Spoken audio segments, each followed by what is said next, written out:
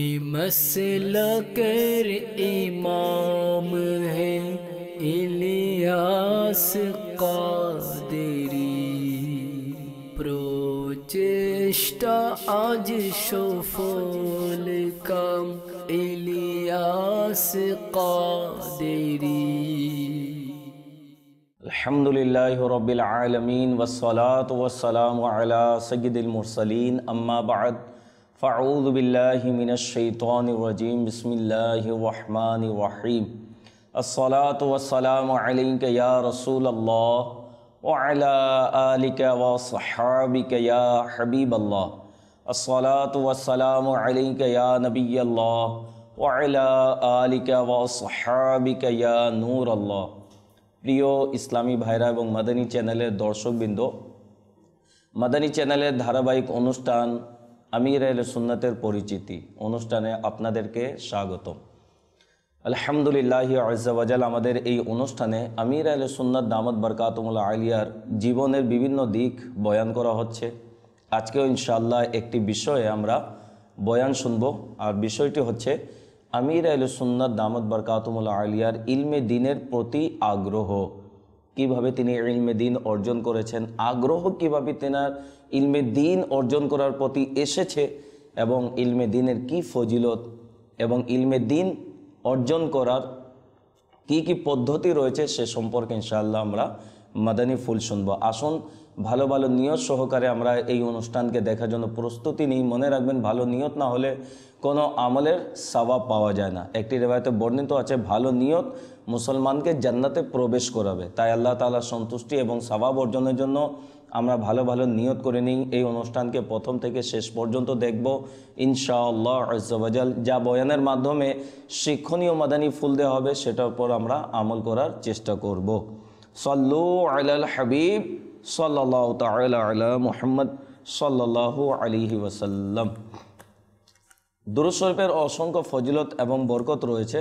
নবী করিম রউফুর রহিম সাল্লাল্লাহু তাআলা আলাইহি ওয়া আলিহি ওয়াসাল্লাম ইরশাদ ফরমান যে আমার উপর একবার দুরূদ শরীফ পড়ে আল্লাহ তাআলা তার জন্য এক কিরাত সওয়াব লিখে দেন, আর এক কিরাত উহুদ পাহাড় সম পরিমাণ।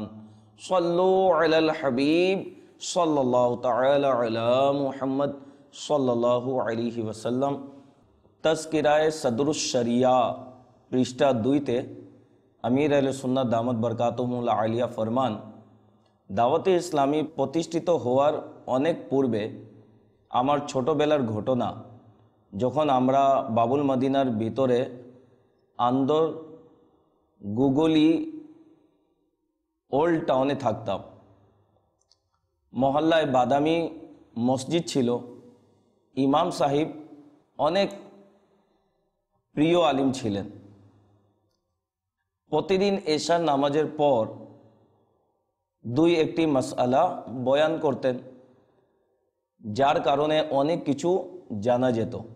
একদিন আমি আমার বড় ভাইয়ের সাথে সম্ভবত জোহর নামাজ আদায় করার জন্য মসজিদে গেলাম। নামাজ আদায় করে বাহিরে আসলাম। ইমাম সাহেব নামাজ থেকে ফারিগ হয়ে তিনিও বাহিরে চলে এসেছিলেন।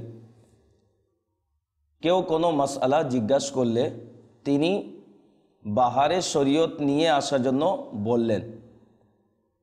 সুতরাং এক কিতাব আনা হলো, যার উপরে স্পষ্ট অক্ষরে লেখা ছিল বাহারে শরীয়ত। টাইটেল পেজ সূর্যের জ্যোতির ন্যায় ধারী অঙ্কন করা ছিল। ইমাম সাহেব পৃষ্ঠা বদলাতে শুরু করলেন। আমি সে সময় ভালোভাবে পড়তে পারতাম না। জায়গায় জায়গায় স্পষ্ট অক্ষরে মাসআলা শব্দ লেখা ছিল, কেননা মাসআলা শুনে অন্তরে প্রশান্তি অনুভব হতো। এই জন্য আমার লোভ আসছিল যে কাশ এই কিতাব আমি সংগ্রহ করে পড়তাম, কিন্তু আমি কোনো ধার্মিক গ্রন্থের দোকান চিনতাম না। এই কিতাব কিনতে পাওয়া যায়, যদি কিনাও যেত আমার কাছে এত সামর্থ্য ছিল না যে কিভাবে কিনতাম। বাহারে শরীয়ত নামটি স্মরণে রয়ে গেল। শেষ পর্যন্ত এমন দিনও চলে আসলো যে আল্লাহ রব্বুল ইজ্জতের করুণায় আমার বাহারের শরীয়ত কেনার সামর্থ্য হয়ে গেল। সে সময় বাহারের শরীয়ত 2 খণ্ডে ছিল, দাম মাত্র 32 রুপি, আর খণ্ড ছাড়া 28 রুপি। আমি 28 রুপি দিয়ে বাহারের শরীয়ত কেনার সৌভাগ্য অর্জন করলাম। আলহামদুলিল্লাহ আজ্জা ওয়াজাল, আমি বাহারের শরীয়ত থেকে এত ফয়েজ বরকত অর্জন করলাম যা বলা মুশকিল। সেই কিতাব থেকে আমার জ্ঞান বৃদ্ধির এমন খাজানা হস্তগত হলো যে আজ পর্যন্ত সেই কিতাবের গুণাবলী বয়ান করতে থাকি। প্রিয় ইসলামী ভাইরা ও মাদানী চ্যানেলে দর্শকবৃন্দ, হয়তোবা আপনারা শুনে আশ্চর্যিত হচ্ছেন যে সেই কিতাবে কি রয়েছে, যে যার জন্য আমির আহলে সুন্নাত দামাত বরকাতুহুল আলিয়া সংগ্রহের জন্য ব্যতিব্যস্ত এবং হাতে আসার পর অধ্যয়ন করা এবং লোকদেরকে সেই কিতাব কিনা ও পড়ার প্রতি উৎসাহ প্রদান করা। সেই কিতাবে কি রয়েছে এবং সেই কিতাব আমাদের জন্য কত উপকারী, আসুন সেই কিতাব সম্পর্কে আমরা কিছু মাদানী ফুল শুনি। সদরুস শরিয়া বদরুত তরিকা হজরত আল্লামা মৌলানা মুফতি মোহাম্মদ আমজাদ আলী আজমি রহমতুল্লাহ তাআলা আলাইহির পাক ভারতের মুসলমানদের প্রতি অনেক বড় দয়া যে তিনি বড় বড় আরবি কিতাবে ছড়ানো ছিটানো ফিকহি মাসআলাকে লিখিত আকারে একটি জায়গায় একত্রিত করেছেন। মানুষের জন্ম থেকে মৃত্যু পর্যন্ত সম্মুখীন হওয়া অসংখ্য মাসআলা বর্ণনা বাহারের শরীয়তে রয়েছে। এতে অগণিত মাসালা এমনও রয়েছে যা শেখা প্রত্যেক ইসলামী ভাই ও ইসলামী বোনের জন্য ফরজে আইন আবশ্যক। বাহারের শরীয়ত লেখার কারণ সম্পর্কে আলোচনা করতে গিয়ে সদরুস শরিয়া বদরুত তরিকা হজরত আল্লামা মুফতি মোহাম্মদ আমজাদ আলী আজমি আলাইহি রহমতুল্লাহ কবি লেখেন, উর্দু ভাষায় এখন পর্যন্ত এমন কোনো কিতাব লেখা হয়নি যাতে সঠিক মাসালা মাসাইল অন্তর্ভুক্ত এবং প্রয়োজনের ক্ষেত্রে যথেষ্ট। হানাফি মাযহাবের ফিকাহ শাস্ত্রের প্রসিদ্ধ কিতাব ফতোয়ায়ে আলমগীরি অসংখ্য উলামায়ে দ্বীন রাহমাহুমুল্লাহ মুবিন হযরত সৈয়দনা শেখ নিজামুদ্দিন মুল্লা জীবন রহমতুল্লাহ তাআলা আলাইহির তদারকিতে আরবি ভাষায় সংকলন করা হয়েছে, কিন্তু উৎসর্গ হয়ে যান আমার সদরুস শরিয়া রহমতুল্লাহ তাআলা আলাইহির উপর, যিনি ওই কাজ উর্দু ভাষায় একা করে দেখিয়েছেন এবং বিভিন্ন ইসলামিক কিতাব থেকে সেই মাসালা খুঁজে খুঁজে বাহারের শরীয়তে অন্তর্ভুক্ত করেছেন, যার উপর ফতোয়া দেয়া যায়। তাছাড়া অসংখ্য আয়াতে মোবারকা এবং হাজারো হাদিস শরীফও বিষয়ভিত্তিকভাবে সংকলন করেছেন। তিনি রহমতুল্লাহ তাআলা আলাইহি নিজেই নিয়ামতের কৃতজ্ঞতা জ্ঞাপন স্বরূপ বলেন, যদি অরঙ্গজেব আলমগীর বাদশাহ এই কিতাব অর্থাৎ বাহারের শরীয়তকে দেখতেন তবে আমাকে স্বর্ণ দ্বারা ওজন করতেন। তার উদ্দেশ্য ছিল যে এই উপমহাদেশের মুসলমান যেন নিজের ধর্মের মাসালা মাসাইল অতি সহজে শিখতে পারে। সুতরাং অপর এক জায়গায় বলেন, এই কিতাবে যতটুকু সম্ভব চেষ্টা করা হয়েছে যে ইবারতগুলো খুবই সহজ হোক, যেন বুঝতে কষ্ট না হয় এবং যেন অল্প শিক্ষিত মহিলা ও বাচ্চারা এর থেকে উপকার অর্জন করতে পারে। তারপরও ইলিম জ্ঞান অনেক কঠিন একটি বিষয়। এটা সম্ভব নয় যে সাহিত্যের কঠিনত্বগুলো একেবারে নিশ্চিহ্ন হয়ে যাবে। অবশ্যই অনেক বিষয় এমনও রয়েছে যা আলিমদের কাছ থেকে বুঝে নেবার প্রয়োজন হবে। অন্তত পক্ষে এতটুকু উপকার তো হবেই যে এর বর্ণনা তাদের সাবধান করবে এবং না বুঝলে জ্ঞানীদের দিকে আকৃষ্ট হওয়ার মনোভাব সৃষ্টি করবে। তো বাহারের শরীয়ত অতি মূল্যবান একটি কিতাব, যা বর্তমানে আলহামদুলিল্লাহ দাওয়াতে ইসলামীর প্রকাশনা প্রতিষ্ঠান মাকতাবাতুল মদিনা থেকে বাহারের শরীয়ত প্রকাশনা করা হয়েছে এবং আল মদিনাতুল ইলমিয়া এর মাদানী উলামায়ে কেরামরা নতুন সংস্করণ সহজকরণ ও কোথাও কোথাও পাদটিকা লেখারও চেষ্টা করেছেন এবং দাওয়াতে ইসলামীর মাকতাবাতুল মদিনাতে পাওয়া যায় এবং দাওয়াতে ইসলামীর ওয়েবসাইট www.dawat-islami.net থেকে ডাউনলোড করে নিতে পারেন। তো আমির আহলে সুন্নাত দামাত বরকাতুহুল আলিয়া ইলমে দ্বীন অর্জনের জন্য কিতাব অধ্যয়ন এবং উলামায়ে কেরামের সংস্পর্শকে মাধ্যম বানালেন।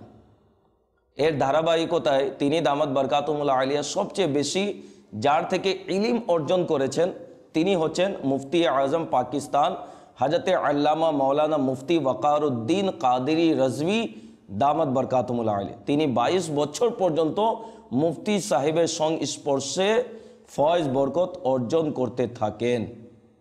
কত বছর? 22 বছর পর্যন্ত আমির আহলে সুন্নাত দামাত বরকাতুহুল আলিয়া মুফতি ওয়াকারুদ্দিন মিল্লাত রহমতুল্লাহ তাআলার সংস্পর্শে থেকে তিনি ইলমে দিন অর্জন করেছেন। এমনকি মুফতি ওয়াকারুদ্দিন রহমতুল্লাহ তাআলা আমির আহলে সুন্নাতকে রজবুল মুরজ্জব 1404 হিজরি মোতাবেক 1984 হিজরিতে নিজের ঘরে খেলাফত ও ইজাজত দ্বারা ধন্য করলেন। প্রসিদ্ধ আছে যে আমির আহলে সুন্নাত দামাত বরকাতুহুল আলিয়া মুফতি ওয়াকারুদ্দিন রহমতুল্লাহ তাআলার দুনিয়া জুড়ে একমাত্র খলিফা। প্রিয় ইসলামী ভাইরা এবং মাদানী চ্যানেলের দর্শকবৃন্দ, আমির আহলে সুন্নাত দামাত বরকাতুহুল আলিয়ার ইলমে দিন অর্জনের আকাঙ্ক্ষা দেখুন যে 22 বছর মুফতি সাহেবের সংস্পর্শে কাটিয়ে দিলেন। ইলমে দিন অর্জনের এমন আগ্রহ বর্তমানে পাওয়া যায় না। আসলে 22 বছর কি 22 মিনিট আমরা বসতে চাই না। আজকে ইলমে দিন থেকে আমরা কত দূরে সরে গিয়েছি। ইলমে দিন অর্জনের আগ্রহ আকাঙ্ক্ষা বর্তমানে কোথায় আছে? আমির আহলে সুন্নাত দামাত বরকাতুহুল আলিয়া 22 বছর তিনি মুফতি ওয়াকারুদ্দিন রহমতুল্লাহ তাআলার সংস্পর্শে থেকে তিনি ইলমে দিন অর্জন করেছেন। বর্তমানে লোকেরা দিনের জ্ঞানের প্রতি মনোযোগী নেই, আসলে কোনো ইচ্ছাও আগ্রহ নেই। অথচ আমাদের বুজরুগানে দিনের ইলমে দিন অর্জনের প্রতি আগ্রহ শুনলে আশ্চর্যিত হতে হয় এবং তাদের প্রতি ঈর্ষা চলে আসে। আমাদের বুজরুগানে দিন রাহমাহুমুল্লাহ মুবিন ইলমে দিনের প্রতি তাদের আগ্রহ কত ছিল। আসুন শুনুন।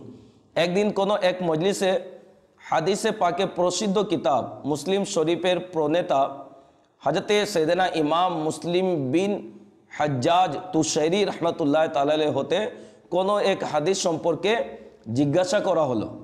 তখন তিনি রহমতুল্লাহ তাআলা ঘরে এসে সেই হাদিসখানা খুঁজতে শুরু করলেন।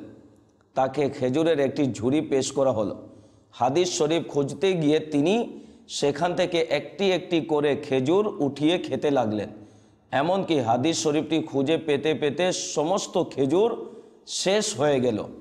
এত বেশি খেজুর খাওয়ার কারণে তার ইন্তেকাল হয়ে গেল। হযরতে সৈয়দনা দাহাক বসরি রহমতুল্লাহ তাআলার উপাধি ছিল নাবিল। এই উপাধির কারণ হলো যে একদিন হযরতে সৈয়দনা ইবনে জুরাইজ রহমতুল্লাহ তাআলার দর্শের মজলিসে অর্থাৎ ইলমে দিন শেখার জন্য উপস্থিত ছিলেন যে হঠাৎ সেখান দিয়ে একটি হাতি যাচ্ছিল। সকল ছাত্ররা দরস ছেড়ে হাতি দেখতে চলে গেল, কিন্তু তিনি নিজের জায়গায় বসেছিলেন। হযরতে সৈয়দনা ইমাম ইবনে জুরাইজ রহমতুল্লাহ তাআলা জিজ্ঞাসা করলেন, দাহাক, তুমি হাতি দেখতে কেন যাওনি? আরজ করলেন, আপনার সংস্পর্শ থেকে হাতি বড় নয়। এই উত্তর শুনে হযরতে সৈয়দনা ইমাম ইবনে জুরাইজ রহমতুল্লাহ তাআলা বললেন, আনতান নবীল, অর্থাৎ তুমি তো অনেক বড় মর্যাদাবান।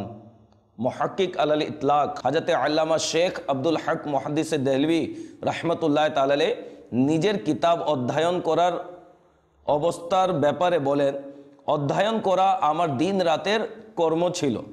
শৈশব থেকে আমার অবস্থা এমন ছিল যে আমি জানতামও না যে খেলাধুলা কি জিনিস, আরাম ও আয়েশ কাহাকে বলে, ঘোরাফেরা ভ্রমণ কি। অধিক সময় এমনও হয়েছে যে অধ্যয়ন করতে করতে অর্ধেক রাত হয়ে গেলে তখন সম্মানিত পিতা বুঝাতেন, বাবা এটা কি করছেন? এটা শোনার মাত্রই আমি শুয়ে পড়তাম আর বলতাম ঘুমাচ্ছি। আবার কিছু সময় অতিবাহিত হওয়ার পর উঠে বসে যেতাম, আবার অধ্যয়নে ব্যস্ত হয়ে যেতাম। অধিকাংশ সময় এটাও হয়েছে যে অধ্যয়ন চলাকালীন মাথার চুল ও ইমামা ইত্যাদি প্রদীপের আগুনে স্পর্শ হয়ে জ্বলে যেত, কিন্তু অধ্যয়নে একাগ্রতার কারণে বুঝতে পারতাম না।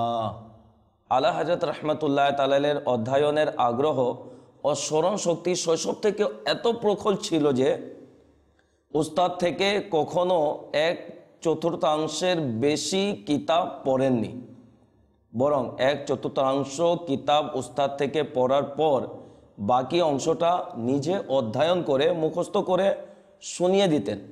এভাবে তিনি 2 খণ্ডের বিশাল একটি কিতাব আল আকুদুদ দারিয়া এক রাতে অধ্যয়ন করে নিলেন। আলা হযরত রাহমাতুল্লাহ তাআলা আলাইহির কেমন স্মরণ শক্তি ছিল, সুবহানাল্লাহ। প্রিয় ইসলামী ভাইরা এবং মাদানী চ্যানেলের দর্শকবৃন্দ, আপনারা শুনলেন তো আমাদের বুজরুগানে দিন রাহমাহুমুল্লাহ মুবিনের ইলমে দিনের আগ্রহ কেমন ছিল। যখন এই ব্যক্তিরা ইলমে দিন অর্জনে লিপ্ত হয় তখন নিজেদের আশেপাশের সমস্ত জিনিস হতে উদাসীন হয়ে যায়, যেন নিজের উদ্দেশ্য সফল করতে পারে। নিঃসন্দেহে এই পবিত্র সত্তারা ইলমে দিনের জন্য নিজে সব কিছু উজাড় করে দিয়েছেন, তাই তো ইলমে দিনও তাদের বঞ্চিত করেননি এবং মুসলমানদের পথ প্রদর্শক বানিয়ে দিয়েছেন। নিশ্চয় এইসব কিছু রব্বে কায়নাত আজ্জা ওয়াজালের দান। ইলমে দিনের ফজিলত সম্পর্কে জ্ঞাত এবং ইলমে দিনের প্রতি ভালোবাসার বহিঃপ্রকাশ, যা এখনও আমরা তাদের আলোচনা করে নিজের অন্তরকে আলোকিত করছি। আসুন আপনাদের উৎসাহ বাড়ানোর নিয়তে যে ইলমে দিন অর্জন করার কি ফজিলত রয়েছে, বেশিরভাগ দেখবেন আমরা ওই সমস্ত কাজের প্রতি অগ্রসর হয় যে কাজ করলে কিছু লাভ পাওয়া যায়। তো আপনাদের উৎসাহ বাড়ানোর নিয়তে ইলমে দিন অর্জন করার কি ফজিলত শুনি এবং নিয়ত করে নিন, ইনশাআল্লাহ আমরাও ইলমে দিন অর্জন করব। নবী করিম সাল্লাল্লাহু তাআলা আলাইহি ওয়াসাল্লাম ইরশাদ ফরমান, যে ব্যক্তি ইলমে দিন অর্জনের জন্য বের হয় তবে যতক্ষণ পর্যন্ত ফিরে না আসে আল্লাহ তাআলার পথে অর্থাৎ রাস্তায় থাকে। আরেকটি ফরমান শুনুন, ইলমে দিন অর্জনকারীদের সুস্বাগতম। ইলমে দিনের শিক্ষার্থীদের ফেরেশতা ঘিরে রাখে এবং নিজেদের ডানা দ্বারা তাদের ছায়া প্রদান করে। অতঃপর সেই ইলমে দিনের শিক্ষার্থীকে ইলমে দিন অর্জনের কারণে ভালোবেসে সারিবদ্ধভাবে দুনিয়ার আসমান পর্যন্ত পৌঁছে যায়। সুবহানাল্লাহ।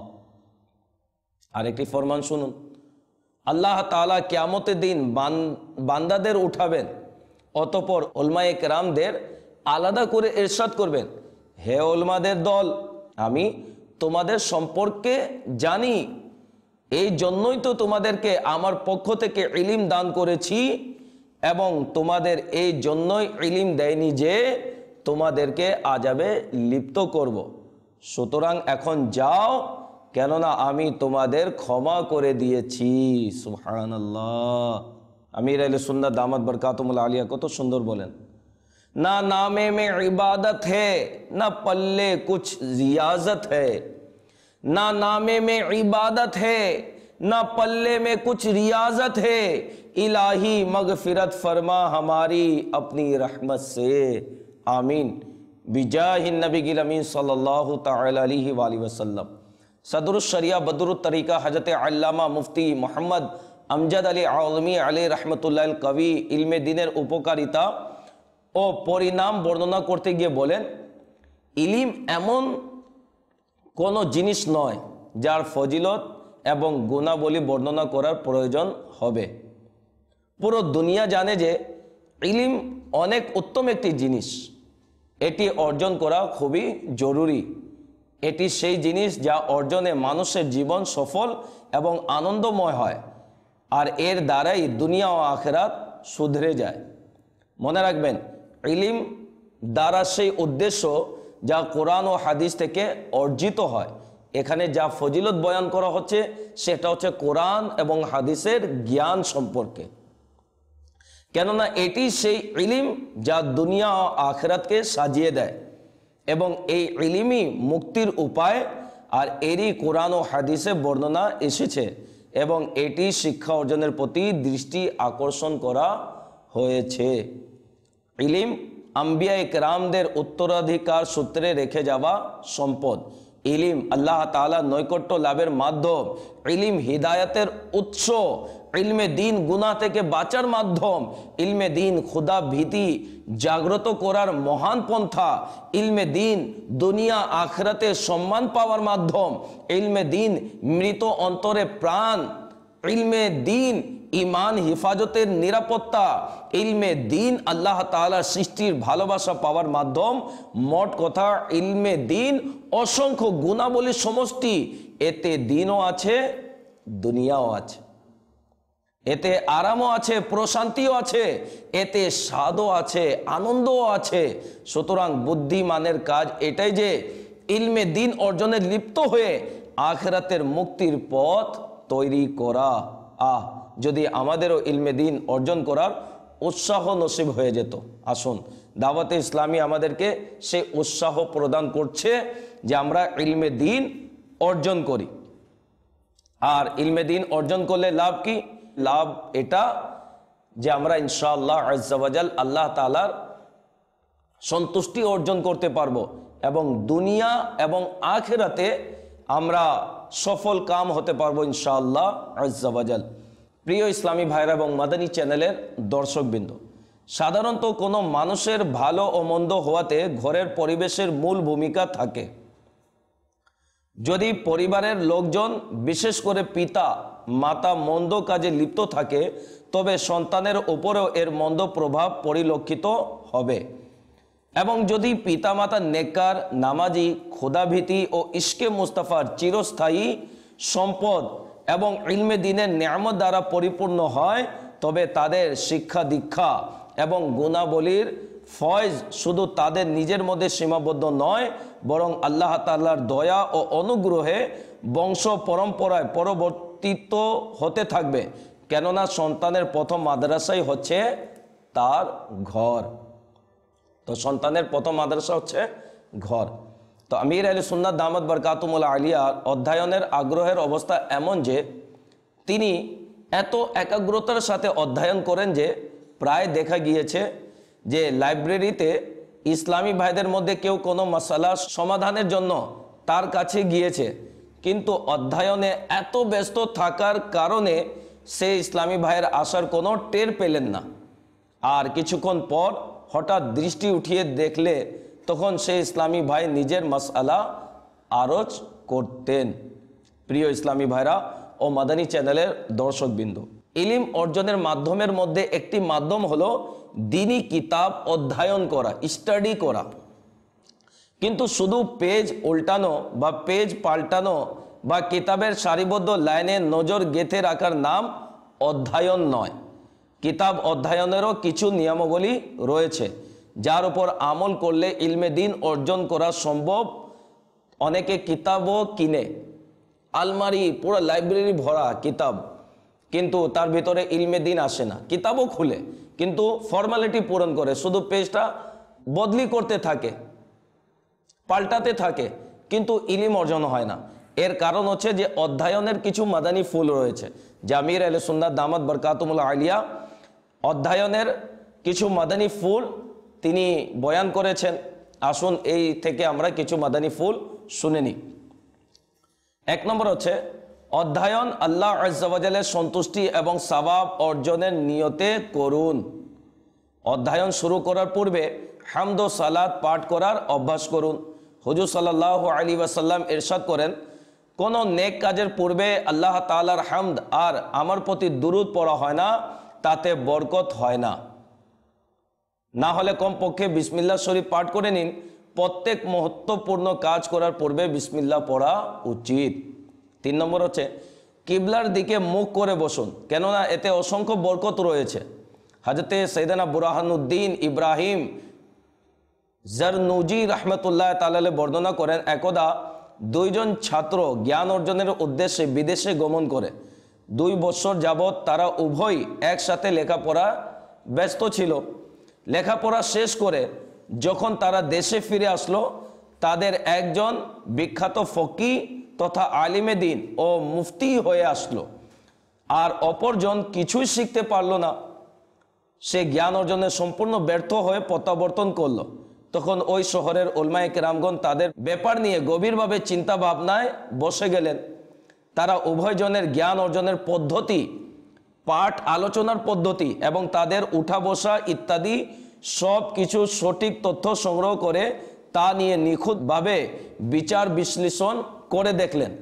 তখন একটি বিষয় তাদের সামনে দিবালোকের মতো স্পষ্ট হয়ে গেল যে যে ব্যক্তিটি ফকিহ হয়ে দেশে এসেছেন তার কাজকর্ম এরূপ ছিল যে তিনি সবক মুখস্থ করার সময় কিবলামুখী হয়ে বসতেন, আর অপরজন সর্বদা সে কিবলার দিকে পিঠ দিয়ে বসার অভ্যস্ত ছিল। এই জন্য সমস্ত আলিম ও ফকি রাহমাহুল্লাহ তাআলা এই কথার উপর ঐক্যমত পোষণ করলেন যে এই সৌভাগ্যবান ব্যক্তিটি কিবলামুখী হয়ে বসার উপর অত্যাধিক গুরুত্বারোপ করার বরকতে বিখ্যাত ফকি হতে পেরেছেন। কেননা বসার সময় কাবা শরীফের দিকে মুখ করে বসা আমাদের প্রিয় আকা সাল্লাল্লাহু তাআলা আলাইহি ওয়াসাল্লামের সুন্নাত। 4 নম্বর হচ্ছে সকালের সময় অধ্যয়ন করা ফলদায়ক, কেননা সাধারণভাবে এ সময় ঘুমের প্রভাব থাকে না এবং ব্রেনও বেশি কাজ করে। 5 নম্বর প্রশান্তিময় জায়গাতে বসে অধ্যয়ন করুন। 6 নম্বর হচ্ছে যদি তাড়াহুড়া টেনশন অবস্থায় অর্থাৎ কেউ ডাক দিচ্ছে আর আপনি ধারাবাহিকভাবে অধ্যয়ন করেই যাচ্ছেন, এমন সময় আপনার ব্রেন কাজ করবে না আর ভুল হওয়ার সম্ভাবনা বেড়ে যাবে। 7 নম্বর হচ্ছে এমন ভঙ্গিতে অধ্যয়ন করা যার কারণে চোখের জ্যোতি হ্রাস পায়, যেমন অন্ধকারে বা বেশি আলোতে বা চলতে চলতে, শুয়ে শুয়ে বা কিতাবের উপর ঝুঁকে অধ্যয়ন করা চোখের জন্য ক্ষতিকর। 8 চেষ্টা করুন যেন আলো উপর দিয়ে আসে, পেছন থেকে আসলেও অসুবিধা নেই, কিন্তু সামনে থেকে আসা চোখের জন্য ক্ষতিকর। 9 অধ্যয়ন করার সময় মেধাশক্তি ও মন মানসিকতা সতেজ হওয়া উচিত। 10 অধ্যয়নের সময় কলম আপনার হাতে হওয়া উচিত। যদি কোনো কথা পছন্দনীয় হয় বা কোনো শব্দ বা মাসআলা যা আপনার জন্য প্রয়োজন পড়তে পারে, ব্যক্তিগত কিতাব যদি হয় তাহলে আন্ডারলাইন করতে পারবেন। 11 কিতাবের শুরুতে প্রায় 2-1 পাতা সাদা থাকে, সেটাতে প্রয়োজনীয় শব্দ এবং তার পেজ নাম্বার লিখে সংরক্ষণ করে নিন। 12 কঠিন শব্দাবলীতে চিহ্ন দিয়ে রাখুন আর অন্য কারো থেকে সে ব্যাপারে জেনে নিন। 13 শুধু চোখ দিয়ে নয় মুখ দিয়েও পড়ুন, এভাবে মুখস্থ করা আসান হবে। 14 কিছুক্ষণ পর পর চোখ এবং গর্দানের ব্যায়াম করুন, কেননা ধারাবাহিকভাবে এক জায়গাতে তাকানোর কারণে চোখ ক্লান্ত হয়ে যায় আর অনেক সময় গর্দানে ব্যথা হয়ে যায়। এর পদ্ধতি হচ্ছে চোখকে ডানে বামে উপর নিচে ঘোরাতে থাকুন, এভাবে গর্দানও ফেরাতে থাকুন। 15 এভাবে কিছুক্ষণ অধ্যয়ন করার পর দুরূদ শরীফ পড়তে শুরু করে দিন। যখন চোখ ইত্যাদি আরাম পেয়ে যাবে তখন আবার অধ্যয়ন শুরু করে দিন। 16 একবার অধ্যয়ন করার পর সকল বিষয় স্মরণ থাকা অত্যন্ত কষ্টকর। বর্তমানে হজম শক্তি ও স্মরণ শক্তি উভয়টা দুর্বল, সুতরাং দ্বীনি কিতাব ও রিসালার বারবার অধ্যয়ন করুন। 17 প্রবাদ রয়েছে, অর্থাৎ সবক 1 হরফ এবং তার তাকরার পুনরাবৃত্তি 1000 বার হওয়া উচিত। 18 যে সমস্ত কল্যাণমূলক বাণী পড়েছেন তা সওয়াবের নিয়তে অন্যদের কাছে পৌঁছান, এভাবে ইনশাআল্লাহ আজ্জা ওয়া জাল আপনার স্মরণ শক্তি প্রখর হয়ে যাবে। তো আল্লাহ তাবারাক ওয়া তাআলা এই সমস্ত অধ্যয়নের মাদানী ফুলের উপর আমাদেরকে আমল করার তৌফিক দান করুক। আমরা যদি এই সমস্ত মাদানী ফুলের উপর আমল করে কিতাব যদি স্টাডি করি, অধ্যয়ন করি, ইনশাআল্লাহ আজ্জা ওয়া জাল আমরা ইলমে দ্বীন অর্জন করতে পারবো। জামির আহলে সুন্নাতের মাঝে আজকে ইলমে দ্বীনের বিশাল ভান্ডার রয়েছে, কারণ একটাই, তিনি কিতাব অধ্যয়ন করেছেন, আলিমের সংস্পর্শে বসেছেন, কিন্তু কিতাব স্টাডি করেছেন আর আজ পর্যন্ত তিনি করছেন। বিদায় আজকে মাদানী মুজাকরা যখন হয়, যে সমস্ত প্রশ্ন করা হয় আলহামদুলিল্লাহ প্রায় আমির আহলে সুন্নাত ওই সমস্ত প্রশ্নের উত্তর দিতে সক্ষম হন এবং আমরা তার ফয়েজ বরকত দ্বারা ধন্য হচ্ছি। আল্লাহ তাআলা আমাদের সকলকে ইলমে দ্বীন অর্জনের প্রতি আগ্রহ প্রকাশ করা এবং ইলমে দ্বীন অর্জন করার তৌফিক দান করুক, আমিন। বিজাহিন নবিয়িল আমিন সাল্লাল্লাহু আলাইহি ওয়াসাল্লাম।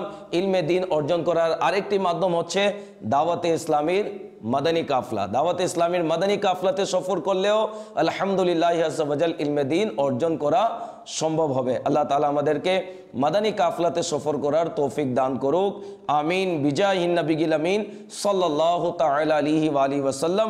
সাল্লু আলাল হাবিব সাল্লাল্লাহু তাআলা আলা মুহাম্মদ সাল্লাল্লাহু আলাইহি ওয়াসাল্লাম। তুমি মসলকের ইমাম হে ইলিয়াস কাদেরী, প্রচেষ্টা আজ সফল কাম ইলিয়াস কাদেরী।